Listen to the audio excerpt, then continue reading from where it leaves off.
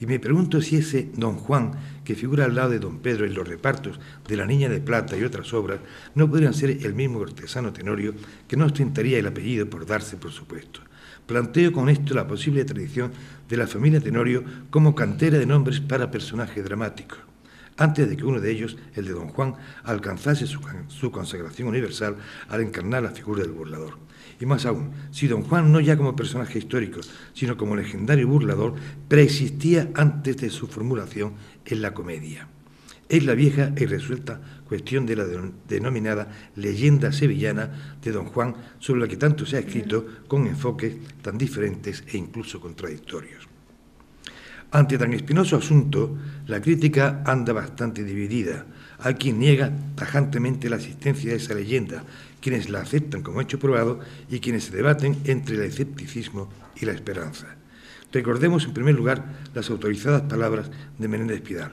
La verdadera fuente próxima del burlador pudo ser una leyenda referente a Sevilla que fijase ya los nombres de don Juan Tenorio y el del comendador don González de Ulloa. No sería difícil que apareciesen rastros de esta leyenda en la tradición andaluza debidamente explorada o en algún archivo olvidado. Hasta aquí las palabras de Menéndez Pidal.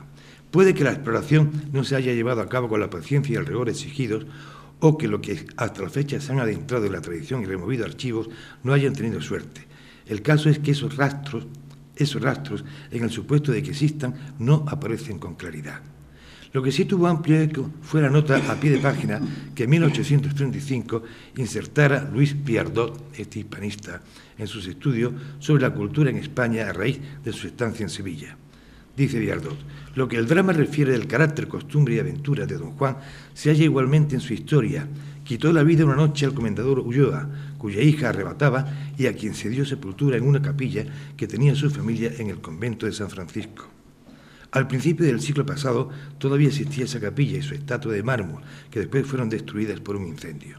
Los religiosos franciscanos, omnipotentes entonces en Sevilla, queriendo poner término a los excesos e impiedades de don Juan, a quien su nacimiento aseguraba la impunidad de sus crímenes, se confabularon para asesinarlo, lo que ejecutaron y esparcieron la voz de que había venido a insultar hasta en su capilla la estatua del comendador, la que le había precipitado en el infierno. Esa especie de leyenda se recogió en las Crónicas de Sevilla, de donde Tirso tomó el tema de su pieza, a la que dio vida este raro y expresivo título, No hay plazo que no llegue, ni deuda que no se pague, o El convidado de piedra. Hasta aquí la nota de Viardot, de este hispanista francés. Aparte de que Viardot confunda el título de la obra de Zamora con la atribuida tradicionalmente a Tirso, lo que el viajero no especifica es cómo se enteró de esa leyenda. Pues el argumento de que fue recogida en las crónicas no es convincente. Ninguna de las crónicas sevillanas conocidas por los historiadores menciona en absoluto el hecho. O bien el romántico viajero se inventó la leyenda, o bien la transcribió a partir de habérsela oído a alguien, tal vez al guía que le acompañase en su visita al hoy desaparecido convento de San Francisco. Es difícil creer que esa supuesta leyenda sea el origen del drama y no su consecuencia. No hay rastro de la capilla ni de la estatua del comendador Ulloa en el mencionado convento.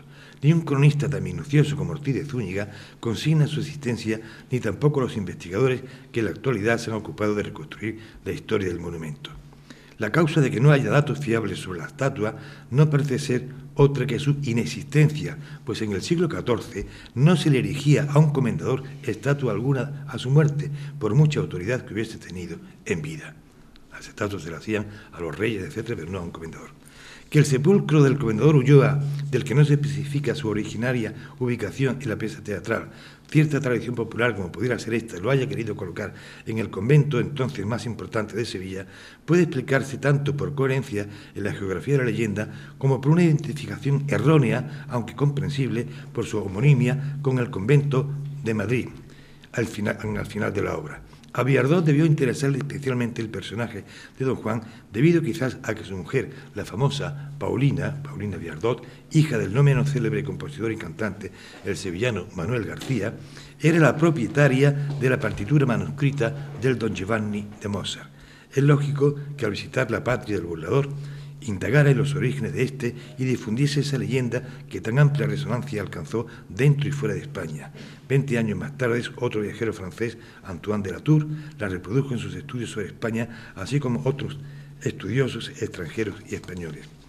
Pero lo difundido por Viardot y sus seguidores no tiene las características de una leyenda medieval, sino la de una elaboración tardía a partir de la popularidad de la obra, paralela a estas otras identificaciones más o menos fantasiosas, como por mencionar el caso más disparatado de Miguel Mañara. Ustedes que Miguel Mañara se le dice que era el modelo de don Juan Tenorio. Recientemente ha sido Francisco Márquez Villanueva quien no da por perdida la causa y sitúa la leyenda, según sus palabras, en inédita perspectiva. Parte este investigador de unos versos insertos en una pasquinada romana de entre 1556 y 1559 contra los duques de Paliano, donde el marido, Giovanni Carafa, se le nombra como a un Don Giovan, catante tolse il fior, pur verginelle sante e innocente, lo que documentaría, y cito textualmente, la popularidad italiana de un legendario Don Juan en tales fechas. La propuesta de desarrollo con notable erudición no deja de ser atractiva, pero la base en la que se apoya nos resulta, a mí especialmente, excesivamente frágil. Identificar a ese impreciso Don Giovan con Don Juan Tenorio y de ahí sacar la conclusión de que si la leyenda era popular en Italia, había de serlo mucho más en España y que no presenta ya como un mero postulado o cábala erudita, nos parece cuando menos prematuro y, como digo, infundado. Negar la leyenda sevillana, como lo hicieron Farinelli y tantos otros, es cerrar una posibilidad que pueda aportar luz a la génesis y significado de una obra envuelta aún en muchas nieblas, pero admitirla con ingenuidad o sin una base sólida, sin una más amplia documentación que no deje resquicio a razonable duda, puede confundir más que aclarar. Lo más sensato en este aspecto es seguir la recomendación pidaliana, la exploración de la tradición andaluza y revolver legajos de algún polvoriento archivo hasta toparse con esos rastros, aunque el mismo don Ramón apuntaba a renglón seguido en sus conclusiones que también Tirso pudo servirse de una vaga tradición oral, representada sea por el romance castellano, sea por un cuento semejante, a la cual el poeta revistiese de circunstancias concretas de lugar y de tiempo, como hizo en el caso de El condenado por desconfiado.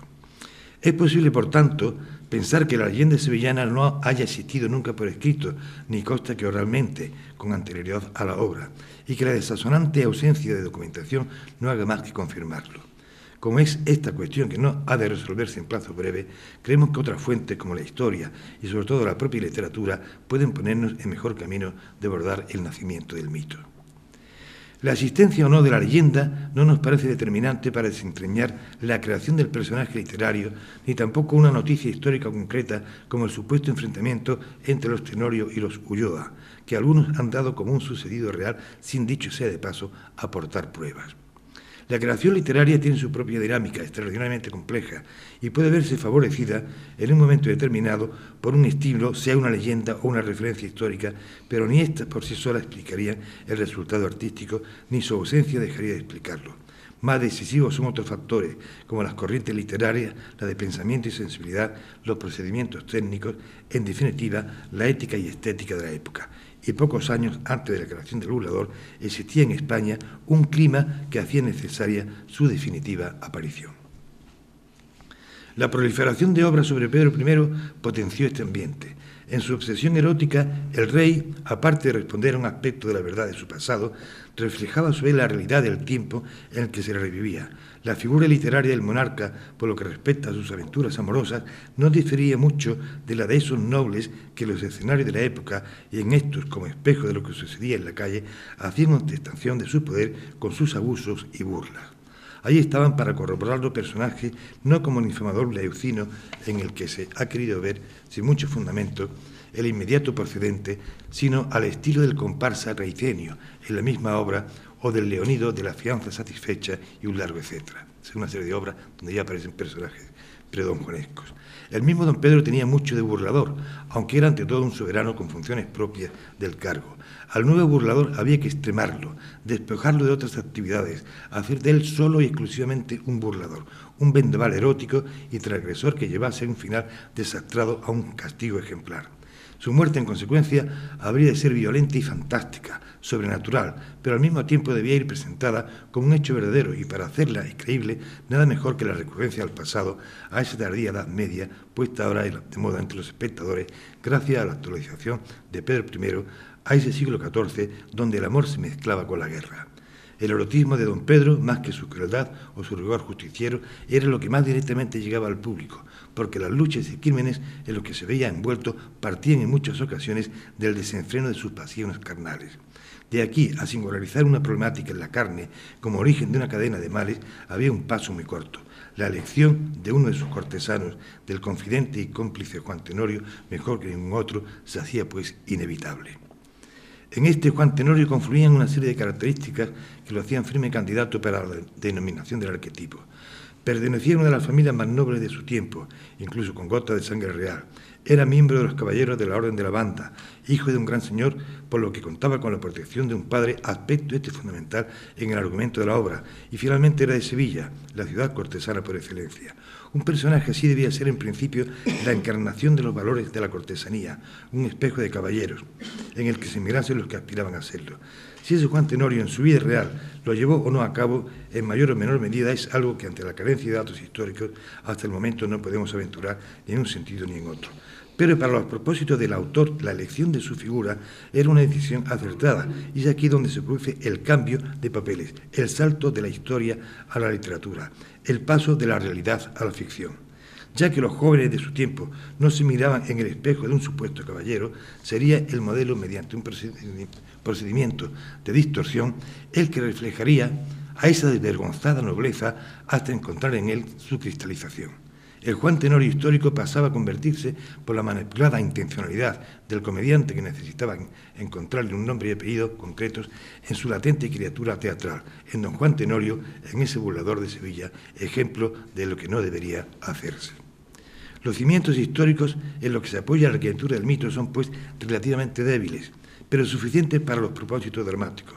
Son más un marco que un contenido, más un soporte para desplegar unos acontecimientos ficticios que una reconstrucción historicista. Hasta aquí la historia ha cumplido su misión, la de prestigiar la fábula al revestirla con su autoridad. A partir de este préstamo, la fábula emprende su propio vuelo. La tarea del autor, una vez elegido el personaje de partida, no es ya otra que adecuar su nueva figura a las, llamémosle así, exigencias del guión. Y lo primero que hace el escritor, metido ya en su aventura creativa, es retrotraer a don Juan a su juventud. Mozo soy, le dice a su tío don Pedro Tenorio, embajador de Nápoles, como manera de justificar su inicial fechoría con la duquesa Isabela. No estamos, pues, en el reinado de Pedro I, sino en el del padre de este, Alfonso XI, que ofrece un contexto más adecuado para el tipo de vida que se le hará llevar al héroe teatral. Difícil sería aceptar a un joven dedicado en exclusiva a las burlas amorosas en un reinado tan sangriento como el de Pedro I, a consecuencia de la guerra civil entre este y Enrique II. Un cortesano como lo fuera el repostero de Pedro I podría tener sus aventuras amorosas, aunque de esto no hay constancia histórica, tal vez por ser un hecho tan corriente y trivial que no mereciese la pena reseñarlo, a no ser que fuese en exceso y de graves repercusiones, como en el caso del rey.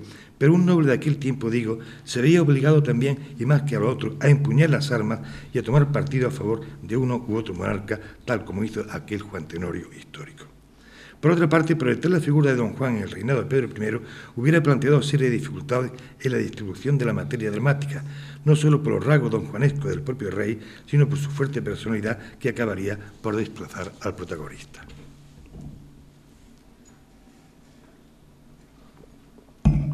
Por coherencia teatral y fidelidad cronológica, la juventud del protagonista, que es el espacio vital elegido en la fábula, debía transcurrir como el padre de este era aún el gran privado de Alfonso XI, con sus altas atribuciones en la corte, de la que como burlador ha de aprovecharse con todo descaro. Cuando el Catalinón le recrimina la burla de Arminta, le dice don Juan: si es mi padre el dueño de la justicia y es la privanza del rey, ¿qué temes?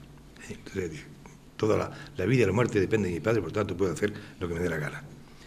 Don Juan queda proyectado en un reinado en el que la función de esa privanza, desde el almirantazgo de la Mar de Castilla, abarcaba ámbitos diversos con importantísimas atribuciones en los aspectos militares, judiciales y económicos. Acertaba el autor en su intención de presentar su fábula como historia verdadera, al otorgarle a su protagonista, haciéndolo hijo de un tan poderoso señor, unas circunstancias a todas luces privilegiadas. Pero hay más, el rey, que teóricamente es el que debe poner orden en el caos, el que como ministro de Dios ha de premiar o castigar, realizar justicia según las normas teatrales de la época, desempeña en el burlador un papel poco convencional. Se muestra en exceso tolerante con las calaveradas del hijo del privado, a quien nombra conde de Lebrija, lugar de su destierro, y llega tarde para impartir justicia. Don Juan ya ha sido castigado por la propia divinidad a través del brazo ejecutor de la estatua del comendador. Es coherente que ocurra así en la comedia. Pocos hubieran creído que un rey como Alfonso XI, cuya bigamia era archiconocida, ya que casado con doña María de Portugal, madre de Pedro I, vivió públicamente con la prolífica doña Leonor de Guzmán, que le dio 9 hijos, fuese el más indicado para castigar los pecados de la carne. La recurrencia de la historia, más o menos consciente por parte del autor, favorecía de este modo la consistencia dramática al tiempo que reforzaba su verosimilitud.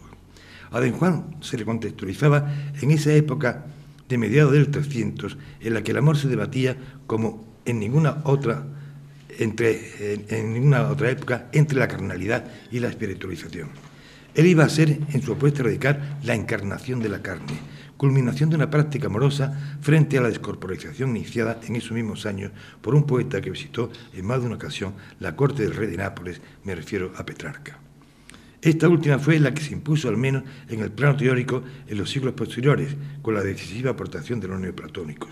El ejemplo de Don Juan tenía que servir de aviso y escarmiento para esa juventud de principios del siglo XVII que en su práctica amorosa no seguía las pautas de la nueva doctrina, sino que parecía dar un salto atrás, como si de nuevo imperasen los criterios medievales.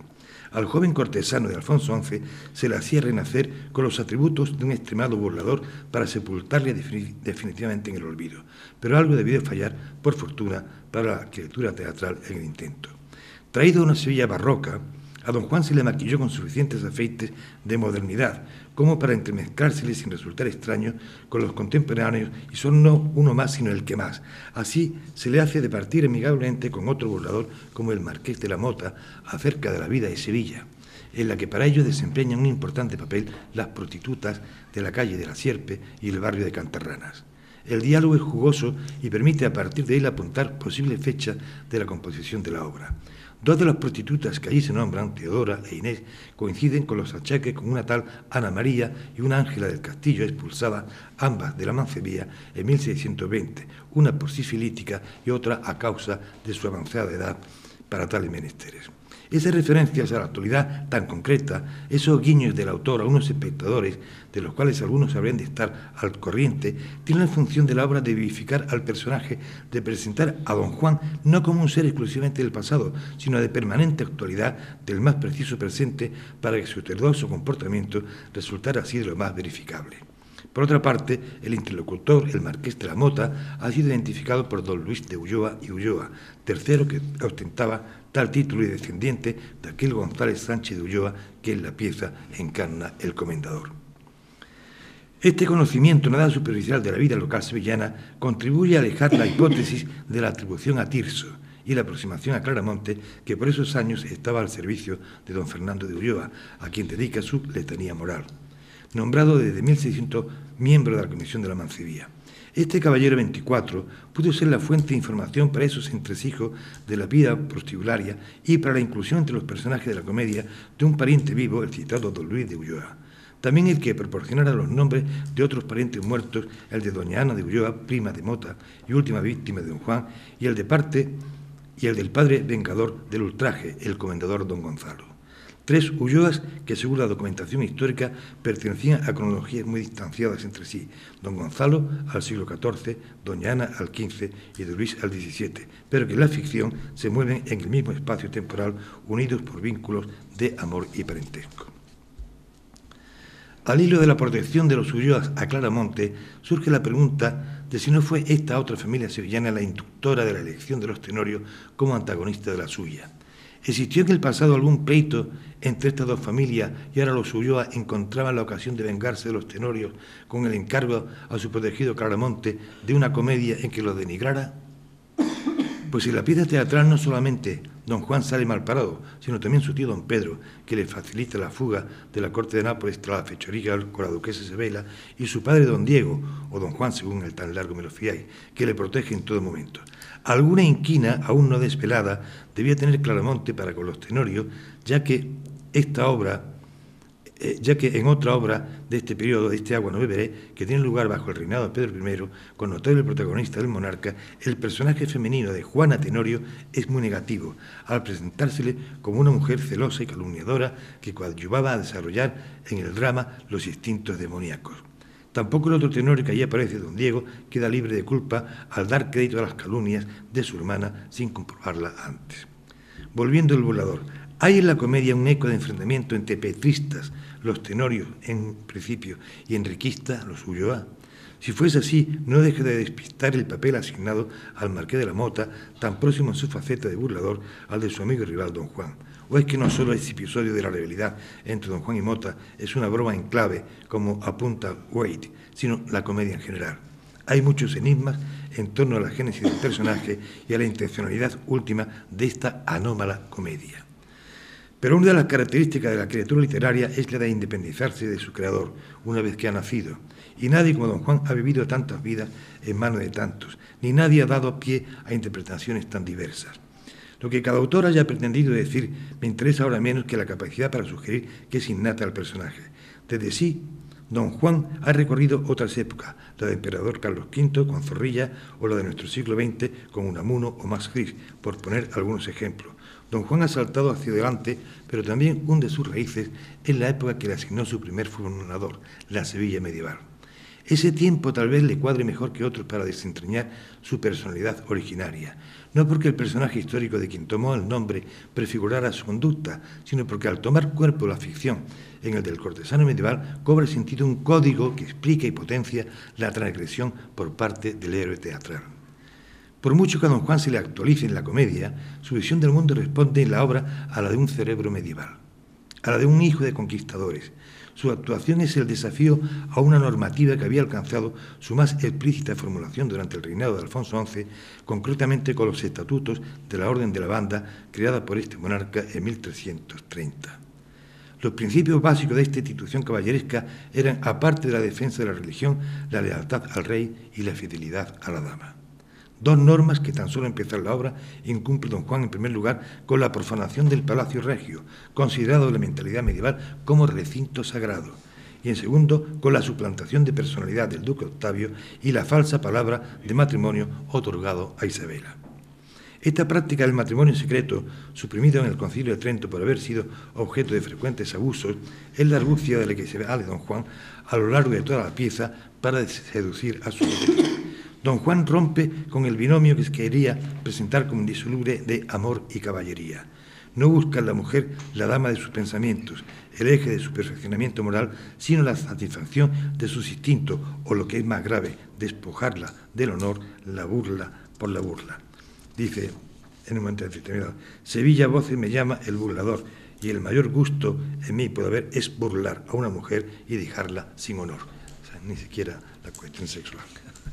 Don Juan rompe prácticamente con todas las ordenanzas caballerescas.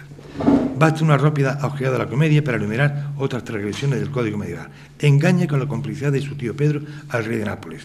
Burla a Tisbea, frecuenta malas compañías, como la del marqués de la Mota, a quien además engaña contraviniendo una vez más la fidelidad a los amigos. Desobedece la orden real de destierro a Lebrija, burla o intenta burlar a doña Ana, mata a don Gonzalo, burla a Arminta, ultraja la estatua del comendador al tirarle de la barba, una ofensa que según el honor de la época se aproximaba a la castración.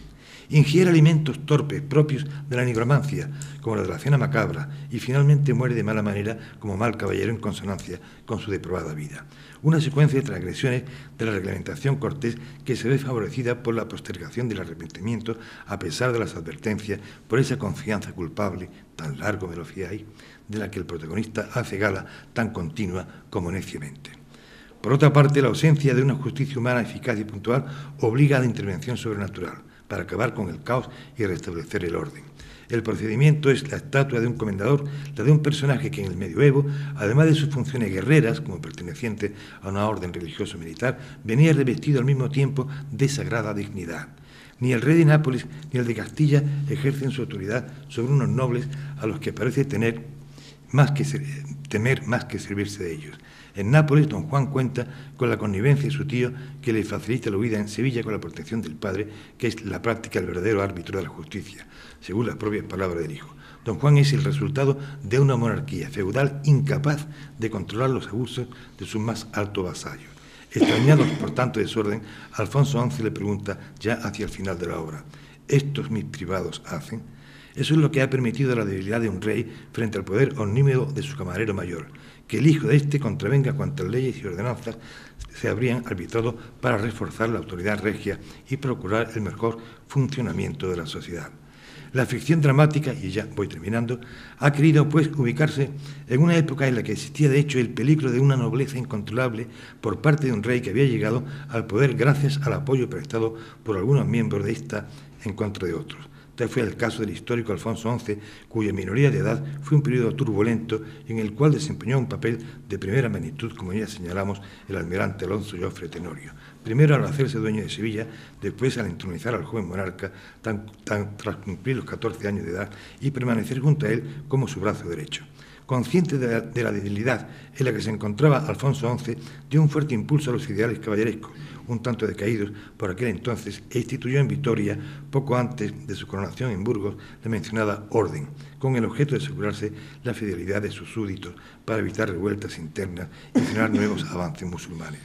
A esta orden perteneció, según dejamos apuntado, el hijo del almirante, nuestro Juan Tenorio, tal como lo consigna Fray Antonio de Guevara en la lista de caballeros que incluye en sus epístolas familiares.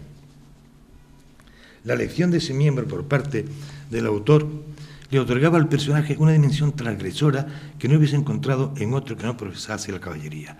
Así se llena de significado esa expresión de la campesina Arminta: la desvergüenza en España se ha hecho caballería. Los estatutos de la Orden de la Banda no eran simplemente un código de cortesanía y buen amar, sino que impregnados de un fuerte espíritu religioso, la defensa de la fe cristiana, se concebían como una fuerza de choque contra nuevos avances musulmanes. Había temor al Islam, pero también fascinación por él. El refinamiento de aquella otra civilización más tolerante con los sentidos que el cristianismo había fascinado a algunos sectores de la población europea y había dejado sus huellas en numerosas manifestaciones del arte y la cultura. No fue ajena a este influjo, por ejemplo, la poesía provenzal que creyó y difundió por el occidente cristiano una nueva y sugerente manera de las relaciones entre los sexos, el llamado amor cortés. Pero en el sur de la península, el mundo musulmán era algo más que una huella, constituía una verdadera amenaza política y religiosa. En lucha contra el Islam había muerto el almirante Tenorio y Alfonso XI. Este último a negarse a abandonar el cerco de Gibraltar a pesar del peligro de contagio de la temible peste negra. La comedia no recoge estas muertes porque acaba antes, inmediatamente después de que don Juan sea enviado a los infiernos y se convierte en la boda de sus víctimas y se concierta la boda de su víctima, pero sí refleja el trasfondo bélico en el que se desarrollan los acontecimientos. Don Gonzalo de Ulloa ostenta en la pieza el título de comendador mayor de Calatrava, un cargo importante dentro de la orden militar y religiosa más antigua de España, instituida para combatir a los moros, y es precisamente su probado valor contra esto lo que le reviste autoridad y prestigio ante los ojos del rey y de sus cortesanos, al tiempo que provoca el temor y las lisonjas cobardes entre el enemigo. El comendador, como persona sagrada, como asceta que se ha santificado en su lucha contra el Islam, es la figura elegida para llevar a cabo la justicia divina contra un personaje que ha olvidado sus deberes de caballero cristiano a causa de su desenfrenada lujuria. Si el Islam era un peligro, también era un foco de atracción. Muchos de los aspectos de aquel vivir no podían resultar extraños a los nuevos pobladores de las tierras y ciudades del sur. La trama urbana de Sevilla de Alfonso XI era la misma que habían dejado los musulmanes, como muchas de sus costumbres. La ciudad había sido reconquistada un siglo antes, había sido ganada para la cristiandad y repoblada con gente proveniente del norte, entre otros por los tenorios, pero el hijo de Alfonso XI, don Pedro I, transformó el viejo alcázar en un palacio granadino y, vestido a la usanza oriental, recorría sus estancias y jardines. Algo más que el capricho o la extravagancia de un monarca eran esas manifestaciones filomusulmanas. Apunto con esto a la práctica de una sexualidad que tiene más viso de islámica que de cristiana, la que eligieron el bígamo Alfonso XI y el lascivo Pedro I, y cabe suponer que muchos de sus cortesanos. En este contexto histórico y geográfico, y no en ningún otro que no reuniese la condición de fronterizo, fue donde el autor quiso proyectar a su criatura literaria un ser fascinado por la llamada de los sentidos en íntima contradicción con sus simples pero fuertes creencias cristianas. Un ser que opta por la satisfacción placentera de sus deseos frente a la preconizada abstinencia de la carne pecadora. Don Juan es la consecuencia del enfrentamiento entre dos mentalidades y dos sensibilidades, la cristiana y la musulmana, que se atraen y se repelen al mismo tiempo. Un personaje en el que el medievalismo de signo cristiano es tan consustancial con su personalidad como el mudejarismo vital. De ahí la rebelión y desasosiego, de ahí la ambigüedad entre la exaltación y la condena, que desde la primera formulación es inherente al héroe teatral. No tenía que inventarse el autor un nombre para el personaje de su comedia. Lo tenía en la historia, con unas circunstancias que ni soñadas, Sevilla como frontera entre la cristiandad y el islam, la Baja Edad Media como el momento histórico en el que la carnalidad quedaba superada por la descorporización petrarquista, el reinado de Alfonso el XI como esa corte de imprecisos límites entre la autoridad regia y el poder de sus cortesanos. Esa lejana Sevilla de aquel histórico Juan Tenorio era el marco adecuado para que reflejara esa otra del presente, donde los nuevos cachorros de la nobleza desafiaban con sus burlas un entramado construido desde siglos. No bastaba con un convidado anónimo como el de los romances y cuentos para acabar con ellos. Bautizado con un nombre de prestigio y convertido en el burlador de Sevilla, el viejo ejemplo medieval cobraba desde el escenario una actualidad y una eficacia ilimitada. No es casual que la Mancebía cerrara sus puertas en 1623, poco después del estreno de la comedia. Por cuanto hemos apuntado, creemos que la elección del nombre de Juan Tenorio para encarnar al más radical de los burladores, al universal y mítico Don Juan, no fue un acto gratuito, sino un feliz hallazgo. Y nada más.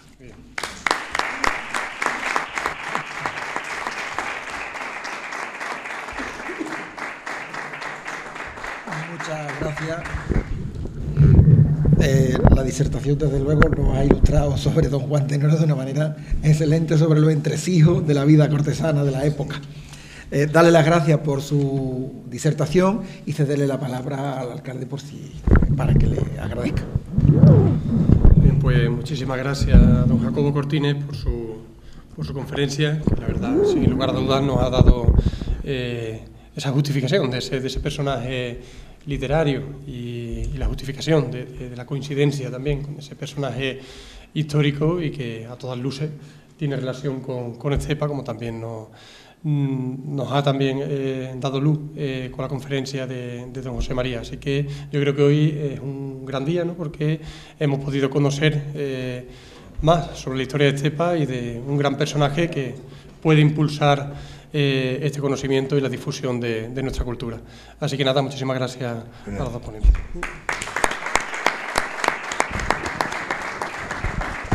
Ahora el señor alcalde va a proceder a entregarle un detalle a los dos ponentes.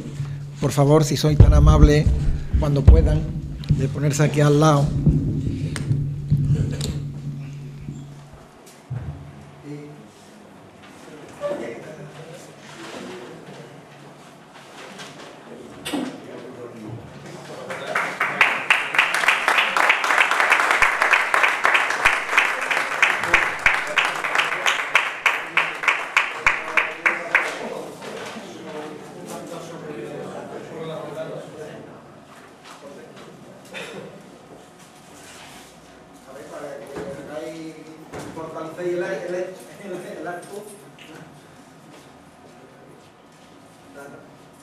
Dar las gracias al señor alcalde y a los ponentes aquí y a todos vosotros que habéis hecho posible que no hayamos estado solos. Muchas gracias a todos.